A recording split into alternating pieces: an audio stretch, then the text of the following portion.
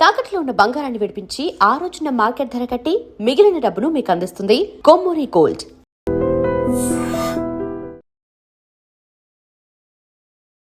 I dream చూస్తున్న ప్రేక్షకులందరికీ నమస్కారం. ఈరోజు మనతో పాటు ఐకాన్ ఆస్ట్రాలజర్ గట్టుపల్లి సురేష్ బాబు గారు మనతో పాటు ఉన్నారు. మాట్లాడదాం. నమస్కారం అండి. జై శ్రీమన్నారాయణ. గురుగారు, చాలా మంది పాపకార్యాలు కొందరు చేస్తూ దానాలు, ధర్మాలు, పూజలు, యజ్ఞాలు ఇవన్నీ చేస్తూ ఉంటారు. మరి దేవుణ్ణి మోసం చేయడం సాధ్యమా? ఎందుకంటే వాళ్ళు ఈ పాపకార్యాలు చేస్తూ ఉండి వారికి మోక్షం కావాలనో లేదంటే ఇంకా మంచి జరగాలనో చేస్తూ ఉంటారు. అసలు ధర్మం లేకుండా చేసే పూజలకు విలువ ఉంటుందా? ధర్మం అంటే ఏమిటి? ఒకరికి హాని చేయకపోవడం, ఒకరికి మంచి చేయడం ధర్మం. కోర్టులో శిక్ష వేస్తారు, ధర్మమా? పోలీసులు కొడతారు, ధర్మమా? మరి తప్పు చేసినప్పుడు అది ధర్మమే కదా.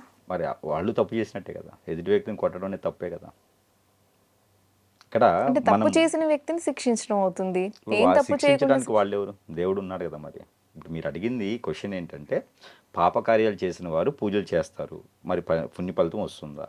మరి ఒక మానవుడు పాపకార్యాలు చేశాడంటే మరొక మానవుడు వాడిని కొట్టారు అంటే మరి ఇతను పాపకార్యాలు చేసినట్టే కదా. అంటే ఇప్పుడు ప్రస్తుతం మన కలియుగంలో భగవంతుడు శిక్షించే ఆప్షన్ లేదు కాబట్టి ఇక్కడ ఏంటంటే, ఇక్కడ ధర్మం అనేది, నీతి అనేది, నియమం అనేది మనం డిసైడ్ చేసుకోవాలి. మనం ఆలోచించుకోవాలి. అది మనం చేసే తప్ప కరెక్టా అనేది మనం ఆలోచించుకోవాలి. ఒకటి పాపం అనిపిస్తుంది, ఒకరికి ఇప్పుడు సపోజ్ అండి, ఒక మేకనో కోడినో కోసి తింటారు. డాక్టర్ ఏం చెప్తారంటే, ఇది తినడం వల్ల మీకు ఇమ్యూనిటీ వస్తుంది అని చెప్తారు.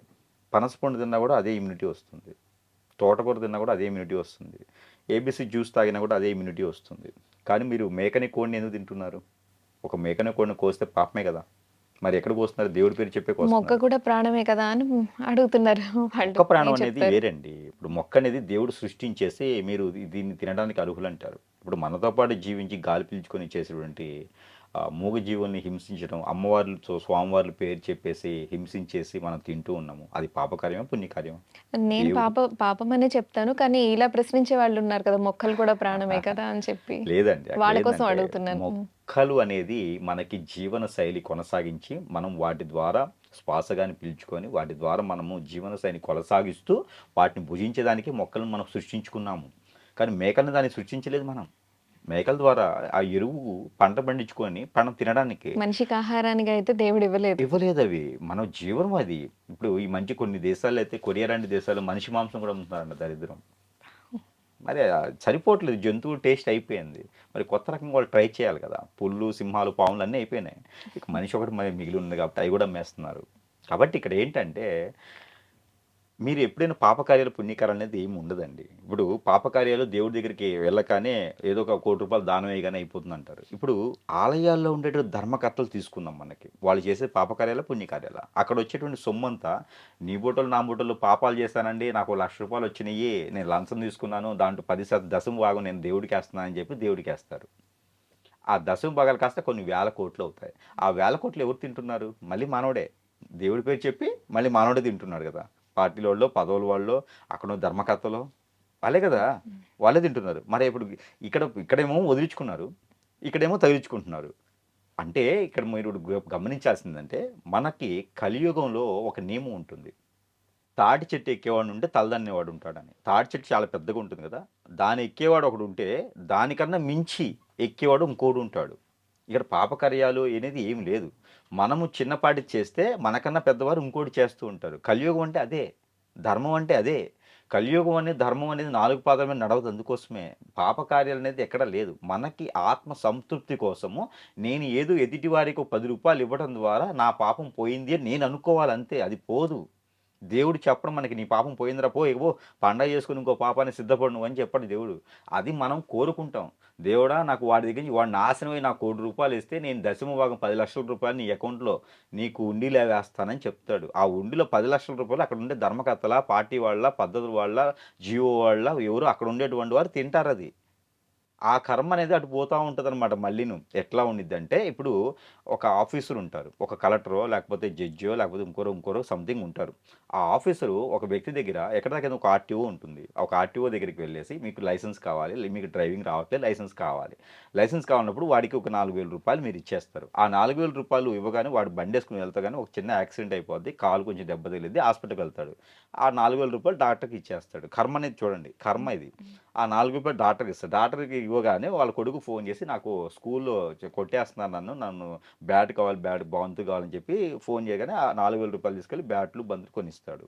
కొనివ్వగానే మళ్ళీ ఇక్కడ ఏమవుతది? వాడికి బ్యాట్, బంతులు ఇవ్వగానే వాడు ఊరుకుంటారా? జనాలు కొడతారు కదా వాడిని. ఎక్కడ తన్నులుంటారు, దెబ్బతింటారు కదా! వాడు మళ్ళీ ఎక్కడికెళ్ళాలి? హాస్పిటల్‌కి వెళ్ళాలి.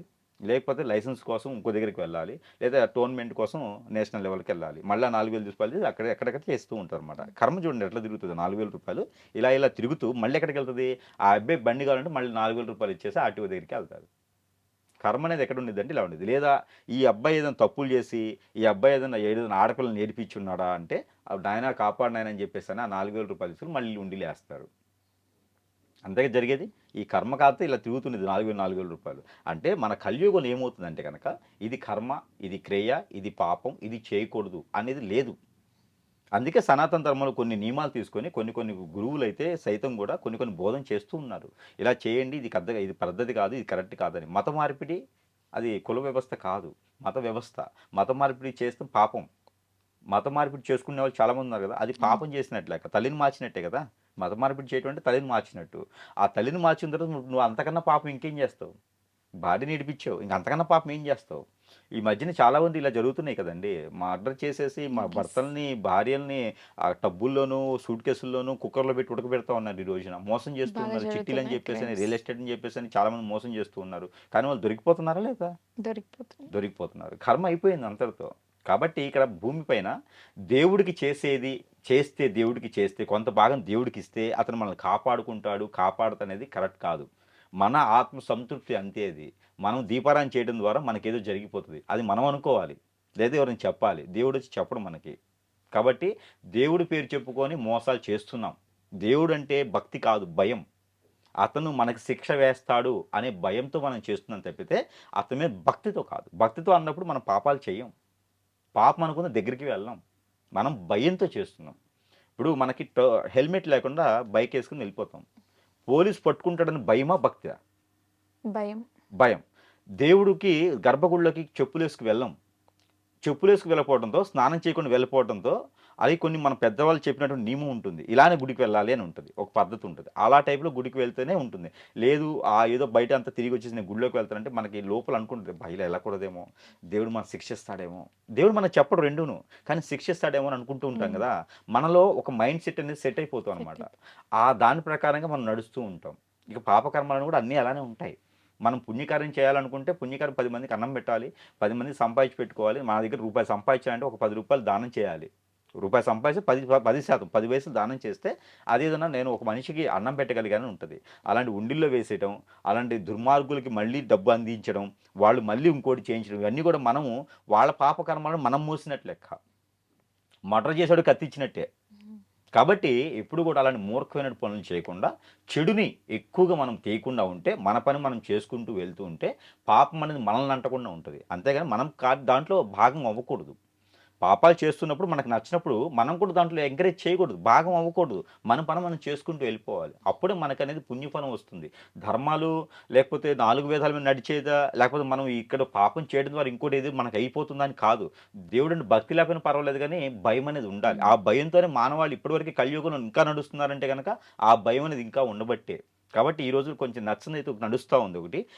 ఇంతకుముందు రేవ్ పార్టీలని, పబ్బులని, క్లబ్బులని ఉండి జనాన్ని నాశనం అవ్వడానికి ఒక పద్ధతి ఉండేది. ఈ రోజుల్లో దేవుడి పేరు చెప్పి మరీను వీకెండ్ పార్టీస్ అని చెప్పేసని భజన క్లబ్ అని పెడుతున్నారు దరిద్రంగా. ఆ భజన క్లబ్‌లో ఏం నడుస్తున్నాయంటే ఎనక పక్క డ్రగ్స్ నడుస్తుంది. ఇటీవల కాలంలో మొన్న హైదరాబాద్, బెంగుళూరులో భజన క్లబ్ అని పెట్టేసి పాపాలు చూడండి ఎలా ఉంటున్నాయో. మీకు ఎగ్జాంపుల్ అన్నమాట. ఆ భజన క్లబ్‌లో ఇంకేం నడుస్తుంది అంటే డ్రగ్స్ అమ్ముతున్నాడు వాడు.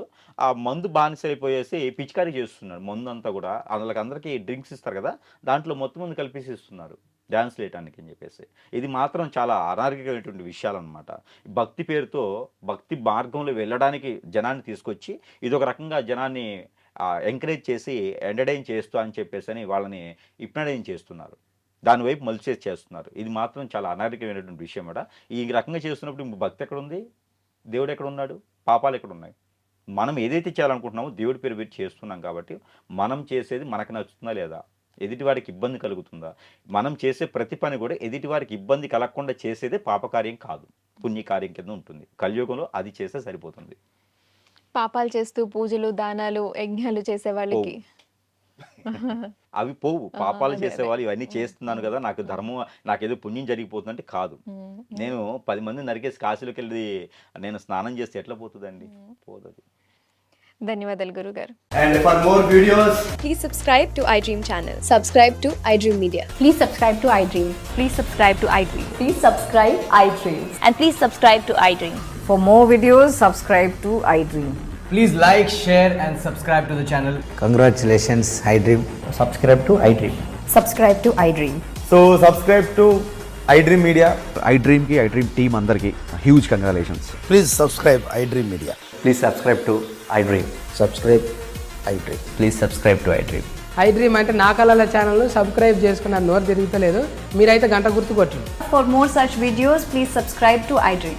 Subscribe to iDream. Please subscribe to iDream. Please subscribe iDream Media. Please do subscribe to iDream. Please subscribe to iDream Media. For best entertainment and information, please subscribe iDream. And don't forget to subscribe to iDream.